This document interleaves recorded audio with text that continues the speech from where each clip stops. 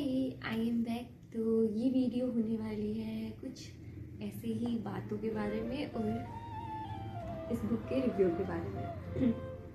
Book है days at the Morisaki book shop, यानी पता नहीं जापानीज राइटर की बुक है जो कि ट्रांसलेटेड है इन इंग्लिश।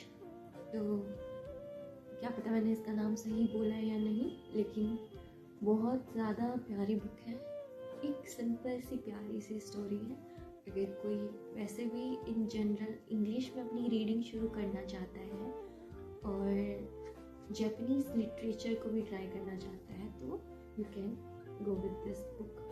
तो एक लाइब्रेरी ओनर की स्टोरी है, उसके अराउंड जो उससे जुड़े कुछ कैरेक्टर हैं उनकी अपनी एक एक स्टोरी है। तो बहुत सिंपल स्टोरी है, मैं बताऊंगी तो शायद स्टोरी ही सारी सामने आ जाएगी। इतनी सिंपल है और इतनी प्यारी है, कोई कॉम्प्लेक्स नहीं है। कभी कभी सिंपल चीज़ ही अच्छी होती है। See the beautiful cover of this book. इस बुक में कैरेक्टर है मोमोको, ठीक है। तो मोमोको पता नहीं क्यों मुझे लग रहा है कि मैं उससे बहुत ज़्यादा रिलेट कर पाई या हम सब कर पाएंगे। हम जैसी ही है वो। कैसे हमारी ज़िंदगी में कोई इशू आता है तो हम बहुत हिम्मत करते हैं उसको समझने की। पहले तो बहुत सारे सवाल होते हैं कि मेरे साथ क्यों हो रहा है। सबसे पहले खुद पे चीज़ें आती है कि हमारे साथ वो चीज़ क्यों हो रही है। मैं तो कितना अच्छा हूँ या फिर मैं सबके साथ अच्छा कर रहा हूँ, तो मेरे साथ वो चीज़ क्यों हो रही है। फिर आता है जिनके साथ हम रिश्तों में हैं कि उस चीज़ का उन पर क्या इफ़ेक्ट पड़ता है। फिर आता है हमारी ज़िंदगी में डर कि हमारी वजह से अब वो सफ़र करेंगे।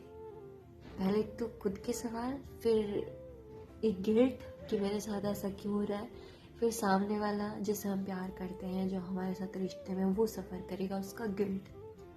और फिर इन सब में आके वो मोमो को जिससे वो प्यार करती है उसको बिना बताए छोड़कर चली जाती है।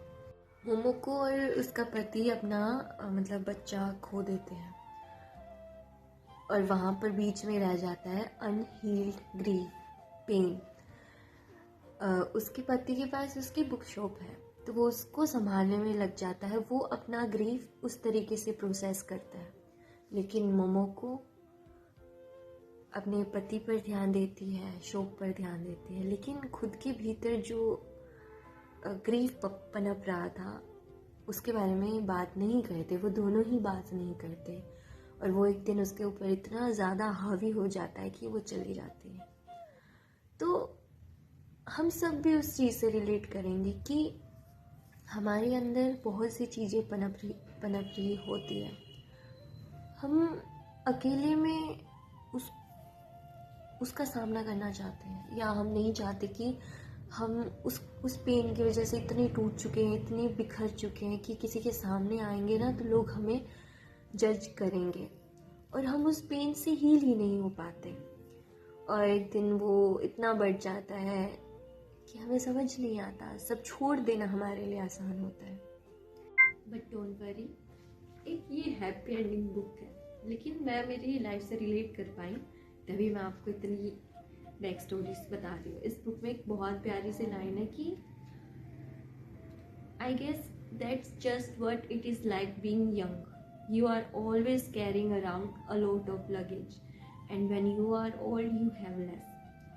जब हम यंग होते हैं ना तो इतना सारी लगेज अपने साथ लेके चलना चाहते हैं। फॉर एग्जाम्पल हम किसी ट्रिप में जाते हैं तो हम बड़े लोग सोचते हैं कि सामान कम सफ़र अच्छा। हम छोटे लोग क्या सोचते हैं कि यंग लोग कि ये भी रख लें, ये भी रख लें, ये भी पहनेंगे, ये भी ये ड्रेस भी होनी चाहिए, ये शूज़ भी होने चाहिए, ये बुक्स भी होनी चाहिए, सब कुछ होना चाहिए, है ना।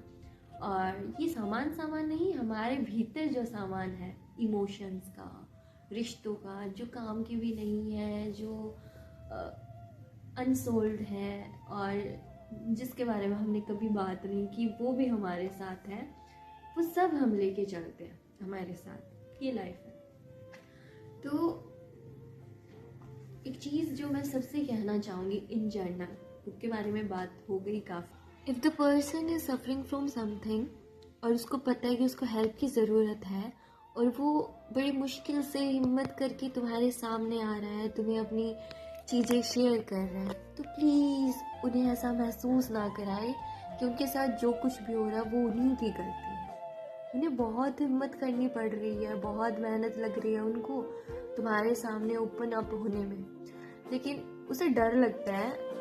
उसे दुनिया की नहीं पड़ी, लेकिन उन लोगों की पड़ी है जो उसके लिए अहमियत रखते हैं। वो उसे जज ना करे कि तुम्हारे उम्र के इंसान तो खुश रहते हैं, तुम्हारे उम्र के इंसान तो हैप्पीनेस डिजर्व करते हैं, तुम्हारे उम्र के इंसान तो इतने सक्सेसफुल है, तुम्हारे साथ ऐसा क्यों हो रहा है? तुम क्यों ऐसी सिचुएशन में हो? किसी को शौक नहीं होता। जो भी चीज़ों से इंसान गुजर रहा है, हमें नहीं पता किस चीज़ से गुजर रहा है, और हमें नहीं पता कितना करेज चाहिए या कितना करेज सामने वाला बंदा रख रहा होगा तुम्हारे सामने, वो बात रखने के लिए ला रहा हो, खुद के अंदर वो भीतर करेज ला रहा होगा तुम्हारे सामने वो बात रखने के लिए। सो प्लीज़ अपने अपनों को ऐसा महसूस ना कराएं। हमारी किताब में भी जी मोमो को होती है आखिरी में बड़ी हिम्मत करके उन लोगों के पास लौट कर आती है जो उनकी उसके लिए ज़रूरी है, और डर से आती है वैसे तो कि मेरे पास बहुत कम समय में ठीक नहीं हो सकती, लेकिन उसके अपने लोगों ने उसका साथ नहीं छोड़ा और वो उस फेज से निकल गई और उसने अपनी हैप्पी एंडिंग पा ली। तो आप लोग भी, जो लोग किसी भी प्रॉब्लम से, मतलब कुछ लोग होते हैं जो हर सिचुएशन को अच्छे तरीके से ले लेते हैं, कुछ लोग होते हैं बहुत ज़्यादा टूटे टूटे होते हैं। हमारी लाइफ में कोई ना कोई ऐसे लोग होते हैं, वो खुद टूटे हैं मगर सामने वालों, उनके भीतर जितना भी प्यार बचा है सामने वाले को देने की कोशिश करते हैं। तो अगर आपकी ज़िंदगी में ऐसे लोग हैं तो उसके प्यार की, उसकी जो वो जेस्चर दिखा रहा है उसकी रिस्पेक्ट कीजिए, क्योंकि जो लोग खुद बिखरे होते हैं वो दूसरों को संभालने की कोशिश कर रहे हैं। तो भाई साहब, बड़ी हिम्मत है उन लोगों में। तो यही था हमारा ऑनेस्ट टॉक सेशन और हमारी बुक का रिव्यू। तो मिलते हैं फिर अगली वीडियो में। बाय, कीप मुस्कुराना।